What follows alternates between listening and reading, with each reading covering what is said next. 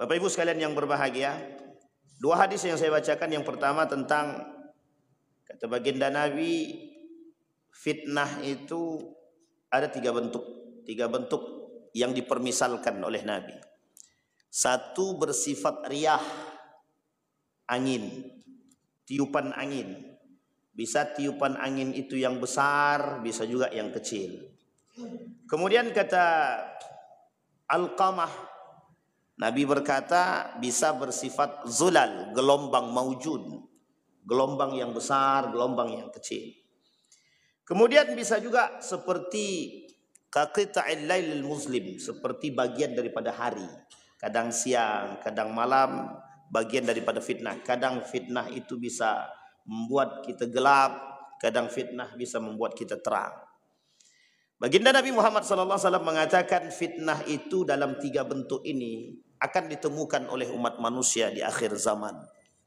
Dan fitnah ini kata Nabi, setidaknya sebelum datangnya hari kiamat itu, kata Nabi, ketika Auf bin Malik bertemu dengan Nabi di dalam perang Tabuk, kemudian Nabi berkata, kata Nabi, "U'dud sittan baina yaday sa'ah." Persiapkan diri kalian sebelum datangnya 6 perkara yang akan menjadi penyebab tanda dekatnya datangnya hari kiamat.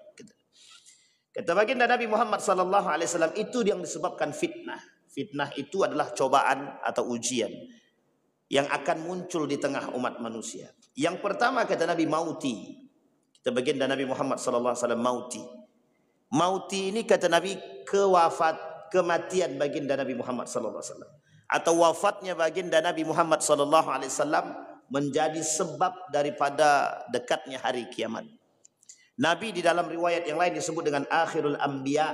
Akhirul anbiya itu disandarkan dengan akhir zaman, sebagai bentuk akhir daripada perjalanan seorang nabi, yang setiap kaum itu punya nabi pada masanya, maka di akhir dengan Nabi Muhammad SAW ingin menutup sebagai bentuk akhir kaum terakhir. Kalau sudah tidak ada kaum lagi, sudah tidak ada nabi, maka disebut dengan akhir zaman. Maka akhir zaman. Maka apakah kita berada di akhir zaman? Ya, kita berada di akhir zaman. Karena tidak ada nabi setelah nabi, la nabiyya ba'da. Itu yang pertama. Pemahaman yang kedua daripada mauti, kata Nabi, wafatnya diriku, kata Nabi, wafatnya baginda Nabi Muhammad SAW juga akan menjadi ujian bagi orang-orang beriman. Fitnatun lil muslimin wa fitnatun lil mu'minin. Apa fitnahnya bagi orang beriman? Satu, wafatnya baginda Nabi, ibtada'an nasu min. Muncul manusia-manusia yang akan melakukan perbuatan-perbuatan bid'ah di tengah umat manusia. Jadi wafatnya Nabi sebagai penyuluh, miskat. Allah sebut dalam Al-Quran itu miskat. Miskat itu penyuluh api. Ada gelap, tempat ini gelap. Ketika tempat ini gelap, ada satu lubang yang kecil. Ketika di lubang yang kecil itu ada satu lampu yang kecil yang bisa masuk dalam lubang kecil. Maka ketika lubang kecil tadi dimasukkan oleh lampu yang kecil tadi, maka secara otomatis lampu tersebut akan menjadi penyuluh, penerang bagi ruangan yang gelap sekalipun besar. Ini yang disebut dengan miskat. Nabi cahaya. Nabi itu penerang. Nabi itu pemberikan jalan, pemberi jalan kepada kita, penunjuk jalan, penunjuk hidayah, yang memberikan contoh akhlak mulia. Sehingga dengan wafatnya Nabi, itu fitnah yang lain muncul. Fitnatul akhlak. Fitnah terhadap akhlak manusia. Fitnatud din, fitnah terhadap agama. Ibtada'an nasu anid din.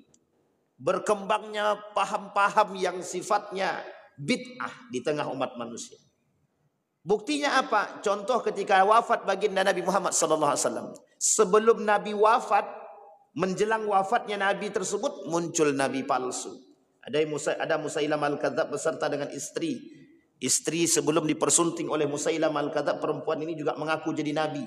Akhirnya perempuan ini mengaku kenabian daripada Musailam al-Kadzab. Yang keduanya menikah sama-sama nabi palsu. Yang perempuan ini yang menikah dengan Musailam al-Kadzab mengaku jadi nabi. Yang Musailam al-Kadzab sudah dahulu mengaku jadi nabi. Dua-duanya menikah gitu. Jadi menikah suami istri, kedua-duanya mengaku menjadi nabi. Dan mereka ini beragamakan Islam sebelum wafatnya baginda Nabi Muhammad SAW. Mengapa setelah Nabi wafat kemudian mereka mengaku menjadi Nabi? Karena bagi mereka merasa mendapat wahyu. Karena mereka pintar dalam bahasa Arab. Karena ketika itu corak dan tolak ukur orang-orang yang terhormat secara keilmuan adalah pada syair.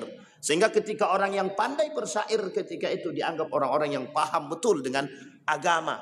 Sehingga Musailamah al-Kadzdzab dengan kesesatannya, dengan ilmunya yang tidak dibarengi dengan imannya, maka dengan spontan Musailamah al-Kadzdzab mengaku bahwa diri dia nabi dan menikah dengan seorang perempuan yang juga mengaku nabi. Begitu juga pada orang yang ketiga, Tulaihah. Tulaihah juga mengaku sebagai nabi pasca wafat daripada Musailamah al-Kadzdzab dalam perang yang dilakukan oleh Umar bin Al-Khattab, yang dilakukan oleh Abu Bakar Siddiq terhadap orang-orang yang mengaku nabi. Wafat Musailamah al-Kadzdzab beserta wafat Musailamah al-Kadzdzab, masuklah istri dia ke dalam Islam dengan taubat. Istrinya Musailamah yang mengaku jadi nabi, taubat dia setelah Musailamah al-Kadzdzab wafat. Kemudian Tulaihah muncul, diperintahkan oleh Abu Bakar untuk datang kepada Khalid bin Walid untuk memerangi Tulaihah yang mengaku menjadi nabi. Lari tunggang langgang. Setelah lari tunggang langgang tidak lama kemudian kembali lagi dengan kelompok yang baru, masih mengaku menjadi nabi. Diperangi sampai 3 kali. Setelah 3 kali perperangan kemudian dia bertobat kepada Allah, dan di akhir hayatnya dia mati dalam keadaan berperang dalam Islam. Dan ini muncul pasca wafat baginda Nabi Muhammad SAW. Bayangkan di Mekah itu ketika Nabi wafat hampir setengahnya murtad daripada Islam. Bayangkan ketika di Madinah Nabi masih hidup terjadi perpecahan dan pertikaian. Terjadi kelompok, terjadi pengelompokan antara satu kelompok dengan kelompok yang lain. Bahkan jika tidak berdiri Umar bin Khattab ketika itu, bukan kita melebihi Umar bin Khattab, bukan. Tapi ini fitnah. Ketika Umar bin Khattab berdiri, maka mempersatukan kedua belah pihak antara Muhajirin dan Ansar, yang sekarang tempat itu kita sebut sebagai Thaqifah Bani Sa'idah. Itu sejarah umat Muslim. Betapa kuatnya umat Muslim dalam perpecahan yang kemudian bisa disatukan. Jika na'udzubillah, thumma na'udzubillah. Tapi Allah berkehendak lain. Dengan berdirinya Abu Bakr Siddiq, Umar bin Al-Khattab mampu menyatukan kaum Ansar dan Muhajirin. Wafat baginda Nabi. Nabi masih wafat, jasadnya belum dikuburkan. Orang-orang yang mengaku Nabi bermunculan. Manusia-manusia murtad bermunculan. Bagaimana dengan wafatnya baginda Nabi yang sudah wafat sejauh ini? Maka tak salah ketika kita menghadapi ibtada'an nas waniddin, banyak manusia yang kemudian melakukan perbuatan-perbuatan bid'ah terhadap agama.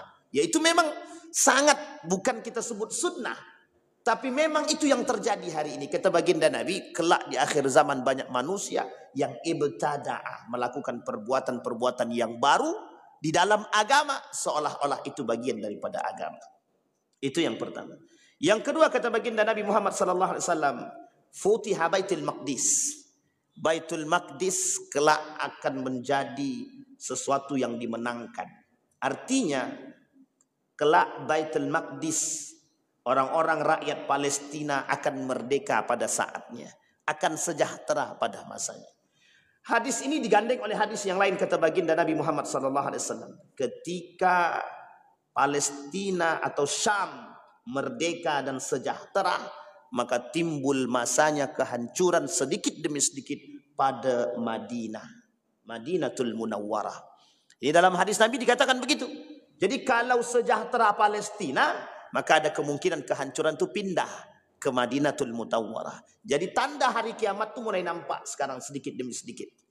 Ketika Palestina dibombardir, dihabisi pada masanya, datang para tokoh, Umar bin Al-Khattab, Salahuddin Al-Ayyubi, yang pada masanya memberikan kekuatan atau mengeluarkan kekuatan dalam menaklukkan Palestina Syam ketika itu. Muncul seorang pemuda yang gagah berani dari keturunannya pada masanya. Kemudian hancur kembali dalam perjanjian yang kemudian yang dikhianati. Ketika runtuh Turki Utsmani semakin menjadi-jadi dengan kerjasama dengan Inggris, Prancis dan Jerman untuk menaklukkan Baitul Maqdis, sehingga terjadi perjanjian-perjanjian bersama kaum-kaum Yahudi hanya untuk mengambil Baitul Maqdis. Inggris berjanji kepada Yahudi untuk mengembalikan Baitul Maqdis Palestina kepada yang berhak. Kata mereka yang paling berhak atas Palestina adalah Yahudi. Mereka kembalikan dalam perjanjian setelah terjadi atau pasca revolusi Arab. Diberikan sampai hari ini. Kelakuan Israel terhadap Palestina menjadi-jadi. Baru-baru ini kita dapatkan berita bahwa bukan hanya Palestina dan Gaza yang dibombardir, tapi Suriah sudah mulai masuk dalam daftar yang menjadi tujuan untuk penghancuran daripada Israel. Baginda Nabi kata, Futiha Baitul Maqdis. Kapan Baitul Maqdis ini akan menjadi sejahtera? Akan muncul kemudian panji-panji Islam dengan semangat yang tinggi untuk menaklukkan kembali. Mulai nampak sedikit demi sedikit. Banyak orang yang bertanya, apakah itu Iran? Apakah itu Khurasan? Apakah itu datang dari Palestina? Atau datang dari tempat yang lain? Kata baginda Nabi, 3 kekuatan Islam. 1 dari Irak. Yang Irak ini tidak bisa kita jadikan pedoman, karena kelak akan menjadi para pengkhianat-pengkhianat. Dari Irak lahir para pengkhianat. Tidak bisa kita pungkiri. Kita temukan para pengkhianat-pengkhianat Islam, itu lahir daripada Irak. Yang kedua, Yaman. Yaman tak memiliki kekuatan yang tinggi, tapi mereka selalu berada pada posisi yang terbaik dan selalu membantu. Dan tujuan mereka selalu nampak untuk membantu kejayaan Islam. Dan yang ketiga, Palestina. Apakah Khurasan masuk di situ? Apakah Khurasan ini akan muncul dari Khurasan ini para pejuang-pejuang Islam selanjutnya? Tapi dalam hadis baginda Nabi kelak akan muncul panji-panji yang datang dari Khurasan. Khurasan itu mana? Iran. Tapi ingat, di Iran tak jauh daripada Khurasan, di Isfahan juga muncul yang disebut dengan Yahudi. Yahudi Isfahan yang hari ini berjumlah 15.000. Dan 15.000 ini akan menjadi 70.000 yang kelak akan menjadi pengikut daripada Dajjal yang pertama dalam menumpas umat Islam kelak di hari kiamat. Bapak Ibu sekalian yang berbahagia, pertanyaannya sekarang siapa yang disebut dengan panji hitam yang bakal menaklukkan daripada atau menghancurkan daripada Israel? Wallahu a'lam bishawab. Tapi dari kriteria-kriteria yang disampaikan oleh Nabi adalah panji-panji tersebut adalah orang-orang yang beriman kepada Allah, yang kokoh dengan Al-Qur'annya dan ketaatannya, yang tidak memperjualbelikan agamanya, yang menjadikan semboyan agama dalam diri mereka, tidak hidup kecuali dengan agama. Dan ini mulai tampak sedikit demi sedikit. Kemudian kata Nabi, setelah itu terjadi, maka Baitul Maqdis akan direbut kembali oleh kelompok yang beriman kepada Allah, yang di dalam hati mereka ada Al-Quran dan taqwa. Mereka lah kemudian mendatangkan kesejahteraan yang Allah berikan kepada Palestina. Setelah itu akan datang kehancuran kepada halakatil Madinah. Akan mulai nampak kehancuran kota Madinatul Munawwarah. Di tangan siapa? Wallahu alam. Bisa di tangan umat muslim, bisa di tangan orang-orang yang tidak beriman, bisa di tangan orang-orang Israel, bisa di tangan orang-orang Eropa, dan bisa di tangan orang-orang Nasrani. Dan ini poin penting bagi kita. Kita yang punya, mereka yang menghancurkan. Bukan tak salah, tak lambat lagi akan muncul kebijakan-kebijakan yang mungkin bagi kita agak sedikit nyeleneh. Orang-orang non-muslim dibenarkan untuk masuk, bahkan bisa berinvestasi, bahkan mungkin sebagian orang-orang non-muslim bisa membeli tanah di sana. Bukan hanya sekedar berinvestasi, tapi membeli tempat di sana atau tanah di sana. Ini tanda. Kemudian yang ketiga kata baginda Nabi Muhammad SAW, "Tsumma mutanun ya'khudhu fikumul ghanam." Akan muncul ke hadapan kalian kelak, kata baginda Nabi, yang disebut dengan wabah. Wabah ini tiap hampir 100 tahun pernah terjadi. Hampir 100 tahun kalau kita runut, hampir sering terjadi. Baru-baru ini kita dilanda penyakit yang disebut dengan COVID. Pada masa dahulu ada namanya wabah ta'un. Wabah yang menyakitkan. Ada flu burung dan banyak wabah-wabah yang mematikan. Yang kata Nabi dalam hadis ini akan membunuh ghanam. Akan membunuh hewan-hewan ternak kalian. Dan bukan hanya sekedar hewan ternak, dan mematikan orang-orang yang lain, dan mematikan umat muslim yang lain, dan mematikan manusia. Apakah wabah tersebut dibuat? Apakah wabah tersebut memang sengaja didatangi, ataukah memang sengaja datang? Wallahu a'lam bishawab. Kalau kita lihat agenda kaum Yahudi, bagi mereka mudah menciptakan sesuatu untuk memusnahkan manusia. Satu di antara sekian banyak cita-cita kaum Yahudi adalah memusnahkan manusia dan membuat manusia semakin sedikit. Kelak salah satu tujuan mereka bagaimana manusia ini dimatikan, mati, dan tinggal tersisa sedikit saja yang bisa mereka atur dan berada di bawah kekuatan mereka. Ini keinginan daripada kaum Yahudi. Wallahu a'lam bishawab. Artinya wabah itu mesti akan datang. Apakah itu wabah itu yang disebut dengan COVID? Belum tahu pasti. Karena bisa jadi itu COVID, bisa jadi yang lain. Tapi kata para ulama, akan datang penyakit itu yang lebih parah daripada sebelumnya. Sebelumnya itu taun. Taun itu bahkan kata baginda Nabi, jangan kalian datang kampung tersebut yang terkena penyakit taun. Bahkan orang yang di dalam tidak dibenarkan untuk keluar. Dikhawatirkan akan tersebar penyakit tersebut kepada yang lain. Bahkan ini hampir menyerupai daripada penyakit COVID. Kita disuruh pakai masker, tiba-tiba mati. Kita disuruh kemudian tidak bersinggungan dengan siapapun. Kita harus duduk sholat berjarak dan lain sebagainya. Apakah ini bagian daripada propaganda? Apakah ini betul daripada penyakit itu sendiri? Ya Allah a'lam bishawab kebenarannya. Kemudian selanjutnya, thumma istifaratul mal hatta yu'ti ar-rajul 100 dinarin fayudhillu sakhitan. Kata baginda Nabi, kelak akan muncul fitnah yang lebih dahsyat daripada yang lain, yang disebut dengan fitnatul mal, fitnah harta di tengah umat manusia. Kata baginda Nabi Muhammad sallallahu alaihi wasallam, sami'tu Rasulullah sallallahu alaihi wasallam Ka'ab bin Iyad yaqul inna likulli ummatin fitnatan wa inna fitnata ummatil mal. Kata Nabi, setiap umat itu pasti punya fitnahnya masing-masing, baik dari Nabi Adam sampai daripada baginda Nabi Muhammad sallallahu alaihi wasallam. Tapi kata baginda Nabi, umatku fitnahnya adalah harta. Umatku fitnahnya adalah harta, yang kelak menjadi persoalan di antara umat manusia hari ini. Apa yang tak kita lihat hari ini? Manusia mana yang tidak bertikai dengan harta hari ini? Manusia mana yang tidak berkelahi sesama saudara kandung sedarah karena harta?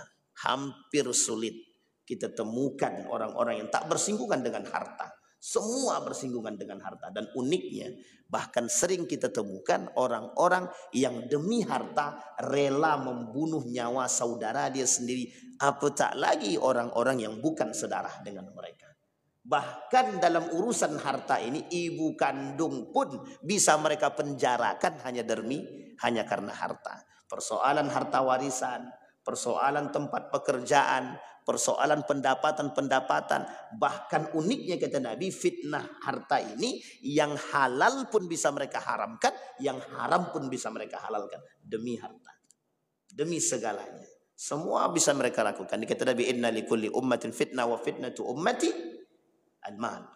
Kemudian baginda Nabi Muhammad SAW berkata, thumma fitnat la yabqa baitun minal arabi illa dakhalathu. Kemudian kata Nabi yang selanjutnya akan masuk ke dalam rumah-rumah orang-orang Arab itu fitnah. Sekarang Bapak Ibu sekalian yang berbahagia, apa yang dimaksud dengan masuknya fitnah ke rumah orang-orang Arab?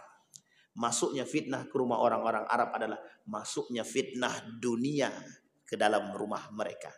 Yang dahulunya berjilbab tak berjilbab, yang dahulunya tidak cinta terhadap harta, cinta terhadap harta, yang dahulunya tidak pandai bermain musik, bisa bermain musik, dan lain sebagainya. Semua fitnah itu muncul. Hari ini kita temukan rumah-rumah orang Arab dimasukkan fitnah. Apa fitnahnya? Setiap perempuan menuntut haknya kepada suaminya. Setiap perempuan menuntut haknya kepada negaranya. Kami harus diberikan kebebasan. Setiap mereka nuntut untuk disamakan antara laki-laki dengan perempuan. Persoalan yang kelak muncul kata baginda Nabi di tengah umat manusia. Fitnah yang lebih besar di antara fitnah yang lain. A'zam wa adhar. Lebih besar dan lebih berbahaya kata Nabi. Fitnatun nisa, fitnah perempuan. Wattaqun nar wattaqun nisa. Takutlah kalian dengan api neraka kata Nabi, takutlah kalian dengan fitnah wanita. Dan itu terjadi. Hari ini kita lihat bagaimana rumah-rumah orang Arab yang dulunya dihiasi dengan bacaan Al-Quran, sekarang mulai dihiasi dengan musik. Tak perlu jauh-jauh Pak Ustaz, di rumah kita pun begitu. Memang, tapi yang disebutkan di sini Al-Arab. Artinya kalau rumah orang Arab saja sudah mulai masuk yang disebut dengan fitnah musik ini, apalagi di rumah kita. Kenapa? Karena waktu itu tolak ukurnya di situ. Kenapa demikian? Karena orang Arab yang paling dekat dengan Al-Quran ketika itu. Orang Arab yang paling tertanam di dalam diri mereka Al-Quran. Tapi hari ini pengaruh daripada perbuatan Ziryab, seorang pemuda yang bisa merubah Andalusia yang dekat dengan Al-Quran menjadi dekat dengan musik. Namanya Ziryab. Fitnah itu kemudian tampak di rumah orang-orang Arab. Banyak sekali anak-anak daripada kerajaan dulunya yang belajar di pondok pesantren, yang belajar di sekolah-sekolah agama, pindah sekolah di Eropa. Mereka bawa gaya hidup Eropa ke dalam kerajaan. Penyebab runtuhnya Daulah Andalusia, Turki Utsmani, penyebab runtuhnya Abbasiyah, dan penyebab runtuhnya dinasti Umayyah. Kerajaan Islam semua. Bukan hanya faktor eksternal, tapi juga faktor internal. Apa faktornya? Fitnah. Apa fitnahnya? Semua yang kita sebutkan. Fitnah kekuasaan, sekularisasi, liberalisme dan lain sebagainya. Masuk dalam rumah-rumah orang-orang Arab dan menghancurkan nilai-nilai keagamaan. Mudah-mudahan bermanfaat bagi kita semua. Mudah-mudahan bisa kita ambil pedoman, bisa kita jadikan petunjuk agar kita bisa menciptakan keluarga yang sakinah, mawaddah warahmah, tarbiyah pendidikan yang baik sehingga mereka dekat dengan Allah dan selalu tertanam dalam diri mereka akan pentingnya nilai-nilai agama. Fa'tabiru ya ulil absar la'annakum tuflihun. Assalamualaikum warahmatullahi wabarakatuh.